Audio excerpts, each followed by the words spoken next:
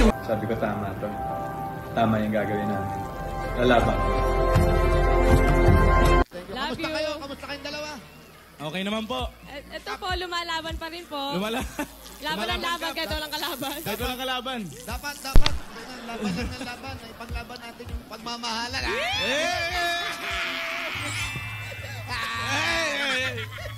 Kap. Yan yung Aldab. Welcome back mga kaaldab. Ito na naman po ang inyong lingkod, si Mr. Destiny, at magbibigay po tayo ng pinakamainit na update po ngayon sa social media. Sabi ko nga po sa inyo, may mga bagay-bagay nga po na masarap balikan, di po ba? Masarap, kumbaga, yung tipong ganito, yung tipong ganyan, di po ba? Sabi ko nga po sa inyo, dito lang po sa channel ni Mr. Destiny, busog na po kayo sa update, di po ba? Kung ano man po yung nababasa ninyo, napapanood ninyo, napapakinggan, lalo na nga po kay Lamengay, kay Alden Richards, na kumbaga hindi naman daw po, wala naman daw relasyon si Mengay at si Alden, wala naman po problema yun eh. Di po ba? Bakit nga po ba sila guilty? Bakit nga po ba sila galit na galit sa akin? Kung titignan nyo naman po mga kaaldab, hindi naman po ako namimilit, di po ba? Ang pinapakita ko lang naman po kung ano yung latest update kay Alden Richards, kung ano yung ganap, kung ano yung TV commercial, photoshoot, di po ba, gaya nga po ng kasama niya si Dingdong Dantes at yung ibang cast ng Metro Manila Film Festival, di po ba, yung kumbaga best actor na ito po yun. Natatawa lang po ako mga kaaldab ba. Lalo na nga po sa mga nagagalit po kapag nagpapakita ako ng throwback video. Kapag nagbibigay tayo ng mga ganitong video na kung saan nga po sinasabi nila, naku, wag mo nang ipakita yan Mr. Destiny, kaya lang tuwan-tuwa yung mga dilulo kaya lang maraming mga ganito ganyan, etc. Di po ba? Sabi ko nga po sa inyo, relax lang. Di po ba? Maging matatag lang po kayo, maging kampante. Kasi dito po sa video na to, maraming kinilig dito.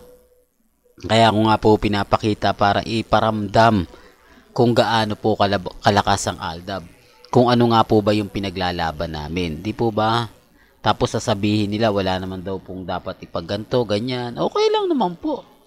Gaya po ng lagi kong pinapaliwanag. Kapag naandito po kayo sa channel ni Mr. Destiny, updated po kayo. Hindi po ako namimilit at never naman po akong namumuwersa na ganito ganyan, etc. Ang sa akin lang naman po, kung ano lang yung latest, kung ano lang yung trending, doon lang naman po ako.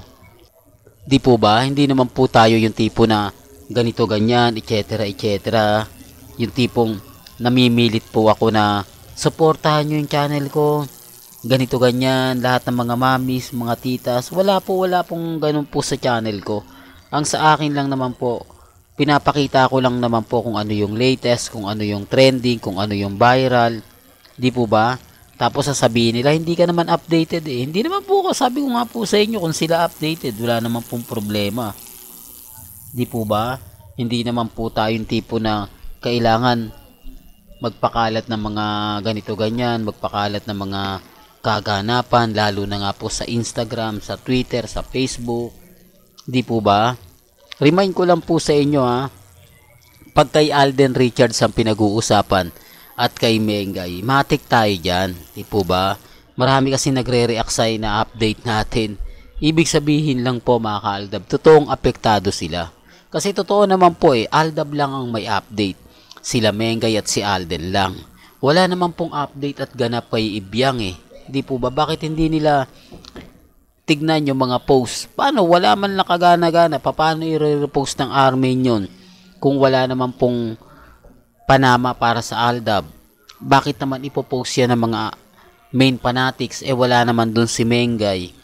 Di po ba? Taliwas sa mga sinasabi nila, taliwas sa mga pinapaliwanag nila. Kaya nga po ako masayang masaya, lalo na nga po kapag ang pinag-uusapan ang real life couple. Although yung iba, marami nagsasabi sa akin na tigil mo na yan Mr. Destiny, fake news ka, Mr. Paasa ka, ang pangit mo pa mag-vlogs, hindi naman po talaga tayo vloggers naging ano lang tayo dahil nga po sa Aldab, dahil nga po sa sobrang pagmamahal natin kila Mengay at Isoy.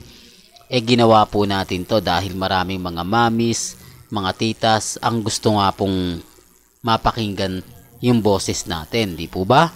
Pero bago natin ituloy itong magandang update natin mga kaaldab, kung bago ka lang sa channel na to at isa kang true-blooded Aldab Nation na nagmamahal po kila Mengay at Tisoy, tama po ang channel na pinuntahan mo, kaya consider na po kitang bagong subscriber. At huwag mong kalimutang i-share ang mga video po natin sa mga mami, sa mga titas at sa mga senyor. Pinapakita ko lang po itong throwback video na to para lang magparamdam, hindi po ba, para lang sabihin na huwag po kayong susuko, huwag po kayong padadala sa mga sinasabi at pahayag po ng iba. Kahit po anong gawin nila, hindi tayo magpapatinag. Kampante lang po tayo, laban lang. Hindi po ba? Walang sukuan. 4 na letrang suko, kalimutan po natin yan. Hindi po ba? Basta kung ano po yung paniniwala po natin sa Aldab, since 2015, okay na po yun. Kasi wala naman, sa totoo lang po mga ka-Aldab, wala pong mga Aldab ngayon. Ang tanging mga kumakampi lang po sa akin at sumusuporta, yung since 2015, yung dumating po yung 2021, 2022, wala na po.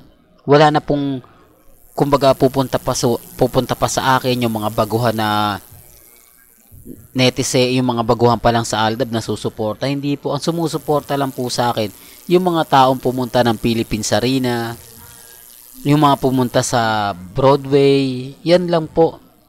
At yung team abroad na nakabalik ng nandito sa Pilipinas na nang umuwi na po sa ibang bansa. Sinasabi ko lang po ito para klaro. Kasi akala nila sa mga dumadaan sa channel ko, nakakuha ko ng simpatya. Nakukuha ko yung gusto nila na, uy, basagin yan si Mr. Destiny para hindi na makakuha ng fans. Hindi na po talaga ako makakuha. Kasi po, wala na tapos na po yung kilig moments ng Aldab Wala yung pinaghiwalay na po Pero yung mga naninindigan, yung mga nakatayo, yung mga taong nagmamahal kila Mengay at kay Alden, yun na lang po yung pinangahawakan namin. Kaya nga po, tatanggalin nyo pa po yung paniniwala namin, gusto nyo pang mawala. Di po ba? Natotoo naman po yung sinasabi namin. Galing naman po ito mismo kay kay Maine Polkerson at kay Richard Polkerson at dun sa mga taong kumbaga nagmamahal. Di po ba? Kaya nga po ako, sa bagay mga ka-Aldab, mahirap po talagang magsabi, mag-react, magkomento, lalo na po kapag ang pinag-uusapan ang topic si Mengay at si Tisoy. Di po ba? Relax lang po kayo. Huwag po kayong padadala sa mga sinasabi at komento ng iba. Basta ang importante lang po kung ano lang po yung latest, kung ano yung trending, doon lang po tayo. Huwag po kayong basta-basta maniniwala sa eto ganito, eto ganyan, di po ba? Relax lang, kampante lang po kayo mga ka-Aldab. Kumbaga sabi ko nga po sa inyo, kung ano lang po yung trending, kung ano lang pinag-uusapan, doon lang po tayo. Di po ba? Huwag po kayong basta-basta maniniwala sa iba. Well, hanggang dito na lang po yung updates natin mga ka-Aldab Kaya kung gusto nyo pa po ng pinaka-latest at sariwang update, abay tumutok lang po kayo dito po sa channel ni Mr. Destiny para updated po kayo sa mga latest at sa mga bagong video po na ilalabas po natin maya-maya lang. Hanggang sa muli, salamat po sa panonood at pakikinig.